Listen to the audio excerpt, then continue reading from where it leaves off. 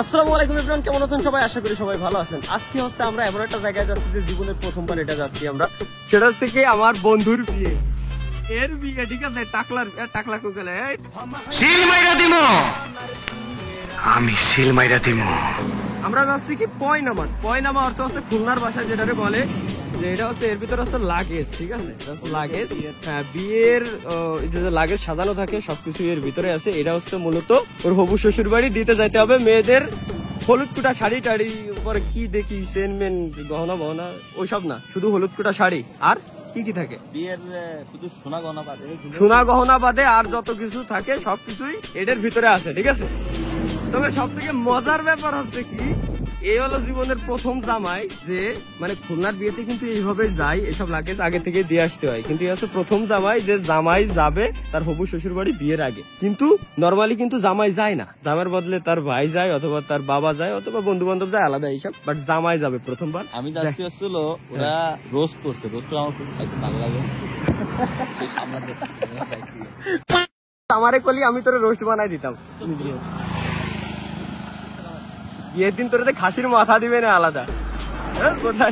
এক এক জেলায় এক এক ধরনের সিস্টেম, অনেক জেলায় আছে। আমি দেখছি যে বিয়ের সময় করে কি, বিয়ের 3 দিন আগে জামাইজন সবাই চলে যায় হচ্ছে মেয়ের বাড়ি ওই জায়গায় যায় ঘোরাফেরা করে, ওই জায়গায় সবার সাথে মোলাকাত করে, এরপরে বিয়ে শাদী হয়, মেয়েরে নিয়ে একবারে উঠে নিয়ে চলে আসে। তো চলো নাদিম, এত নাদিম, ফয়েজ, সুজন।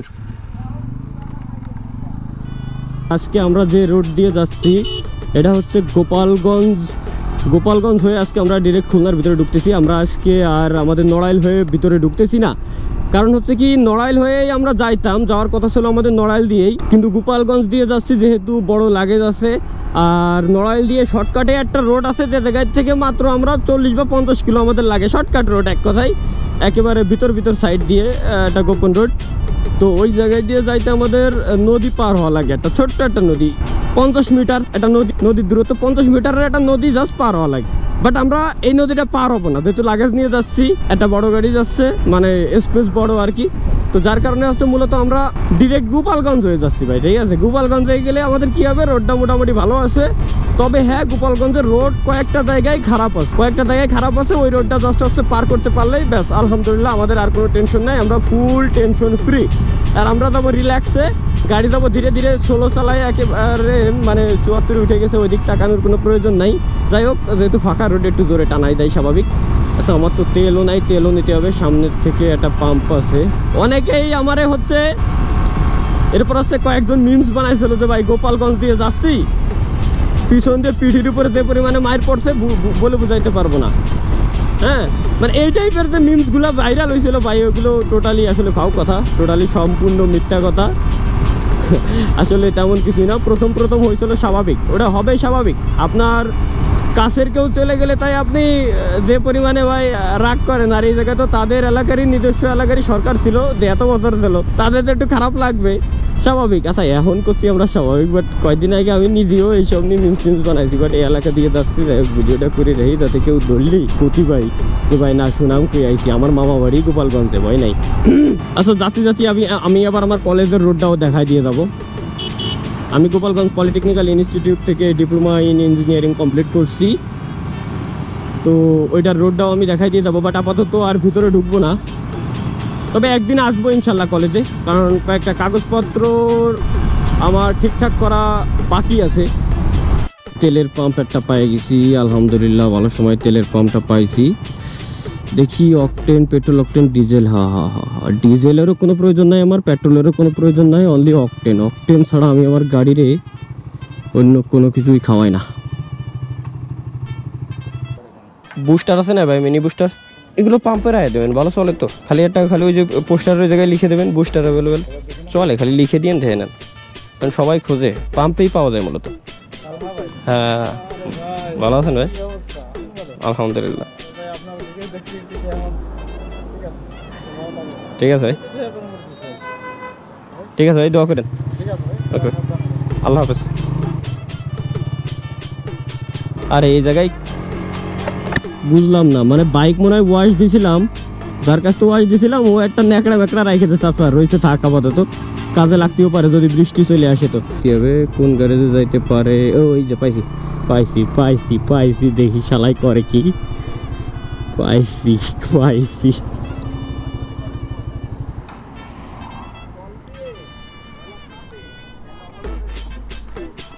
কি হয়েছে কইতে? তেলের ট্যাঙ্কিতে? ও আচ্ছা, চাবি চাবি।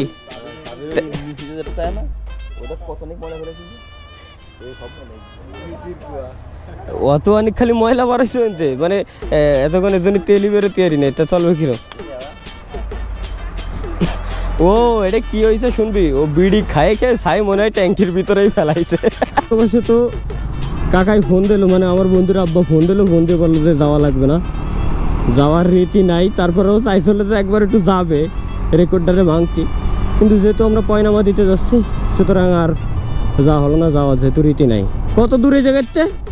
কত দূর, কয় কিলো? হ্যাঁ তো এই জায়গা থেকে আমাদের মেন প্ল্যান হচ্ছে সরাসরি বাড়ি।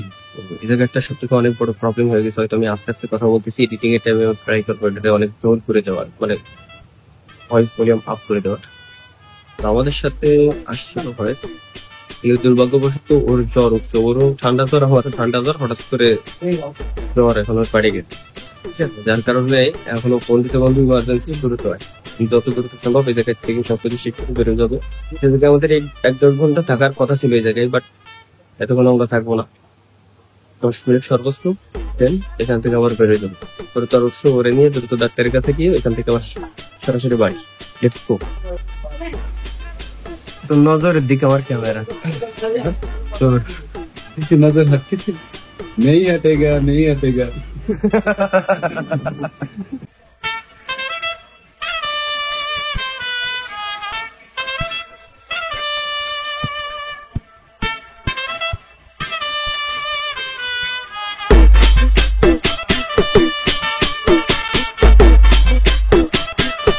এটা হচ্ছে মূলত খুলনার অরিজিনাল চুই ঝাল, লোভ দিচ্ছি না, এমনি দেখালাম আর কি। আঙ্কেল আল্লাহ হাফেজ। তো অবশেষে গাইস আপ্যায়ন খাওয়া দাওয়া শেষে চলে আসলাম। আসলে ভাই ফার্স্ট টাইম গেছিলাম তো এই জন্য একটু নার্ভাস লাগতেছিল অবশ্য। আসলে কেমন কি ওই জায়গায় আচার আচরণ করতে হবে, কিভাবে কি দেখি চলতে হবে। তো আলহামদুলিল্লাহ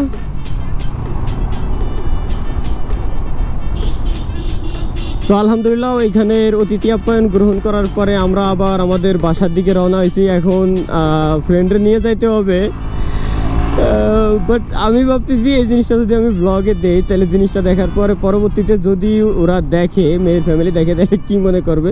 তবে যাই হোক, পরবর্তীতে তেমন কিছু মনে করবো না, প্যারা নাই ওইসব নিয়ে, যেহেতু রুলস আর রুলস। ও হ্যাঁ, আর একটা কথা বলি, আমি তখন যে চুই ঝালটা দেখাইছিলাম এটাই হচ্ছে খুলনার বিখ্যাত যে চুই ঝালের কথা বলে না, এটাই হচ্ছে অরিজিনাল, মূলত অরিজিনাল চুই ঝাল এটা, ঠিক আছে? বাট বেশিরভাগ বলতে কি 90% জায়গায়, খুলনা ব্যতীত 90% জায়গায় যেসব চুই ঝাল মূলত পাওয়া যায় ওইগুলো টোটালি ফেক। সাইড কর কল দিয়ে নি, ওগুলো টোটালি ফেক। ওই যাও, ওর পরিচিত না বাপের বোধাই, ডিরেক্ট আমরা বেরোয় যাই। তুই ওই তো সুজা বটগাছ তলার সামনে আমরা দাঁড়ায় রয়েছি, যেদিক দিয়ে মোড় দিয়ে যে ঘুরে গেছিলাম না, ওই মোড়েই দাঁড়ায় রয়েছি মাথায়। ওকে দেখ, আরে এখানতে খাবো না, সামনে দিয়ে খাবানি, বাসের পিছনে আমরা দাঁড়ায় রয়েছি, দেখ। আচ্ছা ওই পাশে যাবো না, ডিরেক্ট এখানতেই ডিরেক্ট উঠে টান দিয়ে বেরোবো। আর বাকি বাংলাদেশের অন্যান্য যে সকল জেলায় চুইঝালগুলো যায় মূলত, আমি বলবো সেটার 80 কি 90% চুইঝালই টোটালি ফেক। এক কথায় পাহাড়ি চুইঝাল নামে পরিচিত, বা কালো চুইঝাল আপনারা যেটা দেখছেন, কালো এবং শক্ত হয়, ওটার ভিতরে আপনারা স্বাদ পাবেন না, শুধু পাবেন ঝাঁজ, শুধু গলা জলে, আর ওটা দিয়ে কোনো কাজ তেমন হয় না বললেই চলে। এই চুইঝাল যখন আমরা মাংসের ভিতরে দিই, মাংসটা সম্পূর্ণ গলে যায়, মানে এমনভাবে গলে, শুধু যে গলে বিষয়টা এমন না। আসো বন্ধু, এদিকে আসো। শুধু এমন না, খাইয়ে আসলাম বন্ধু, আগেও সিগন্যাল দিল। হ্যাঁ পারলাম বিদায় তো গেছি। আরে এত আমি খাতে পারি নাকি? ওই রুমে কয়টা? 1.5টা খাবি? 1.5টা আর দেখা শার্ট দে ওরে আরেকটা শীত করতেছে আমারটা হবে না আমার শার্ট হবে না আমার শার্ট হবে না তাই কা বাঞ্চত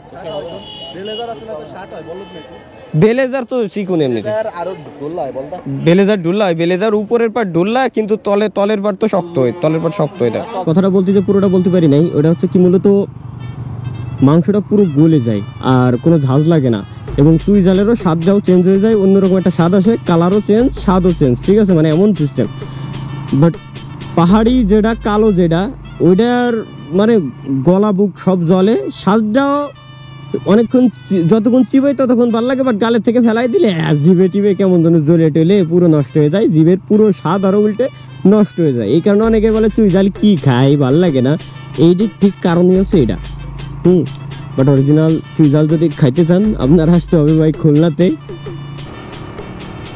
জানি যে প্রায় 5-6 মাস পরে একটা ভ্লগ দিলাম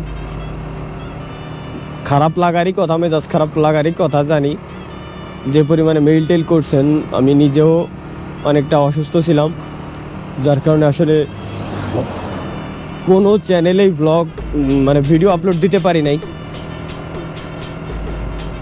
ভ্লগিং চ্যানেল ফানি ভিডিওর চ্যানেল গেমিংয়ের 2টা চ্যানেল এতগুলোতে কোনোটাতেই ঠিকঠাক মতো কোনো কিছুই দিতে পারি নাই যাই হোক দোয়া করবেন সবাই আমার জন্য যাতে আমি খুব দ্রুত সুস্থ হয়ে যাই এবং আবারও আপনাদের মাঝে ফেরত আসতে পারি আগের মতো তো ইনশাল্লাহ দেখা হবে পরবর্তী ভিডিওতে সবাই ভালো থাকবেন সুস্থ থাকবেন আল্লাহ হাফেজ